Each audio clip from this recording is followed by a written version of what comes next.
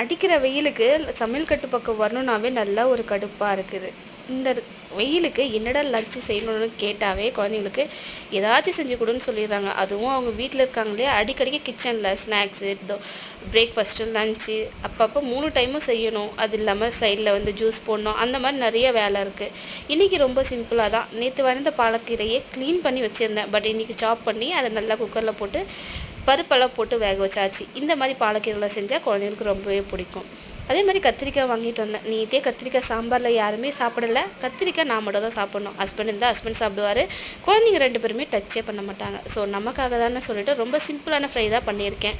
இது நல்லாயிருக்கும் ஃப்ரை பண்ணி சாப்பிட்றதுக்கு. ஃபஸ்ட்டு வந்து அது நல்லா ரவுண்ட் ரவுண்டாக கட் பண்ணிவிட்டு கொஞ்சமாக மிளகாய்த்தூள், மஞ்சள்தூள், உப்பு, கரம் மசாலா, கொஞ்சமாக பூண்டை வந்து தட்டி போட்டிருக்கேன். கொஞ்சம் ஆயில் விட்டு மிக்ஸ் பண்ணி கொஞ்சம் நேரம் அப்படியே ஓரமாக வச்சுட்டு கடாயில் எண்ணெய் சேர்த்து நல்லா ஃப்ரை பண்ணி எடுத்து பாருங்கள். நல்லா டேஸ்ட்டாக இருக்கும். இது கிரிப்ஸியாக வேணும்னாலும் எடுத்துக்கலாம். இல்லைனா கொஞ்சம் ஆறின பின்னாடி ஒரு மாதிரி சாஃப்டாக இருக்கும். அவ்வளோதான், டேஸ்ட் நல்லாயிருக்கும்.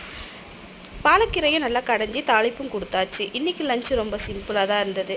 கத்திரிக்காய் வறுவல் தான் எனக்கு ரொம்பவே பிடிச்சிருந்தது. கண்டிப்பாக நீங்களும் ட்ரை பண்ணுங்கள். உங்களுக்கும் ரொம்ப பிடிக்கும்.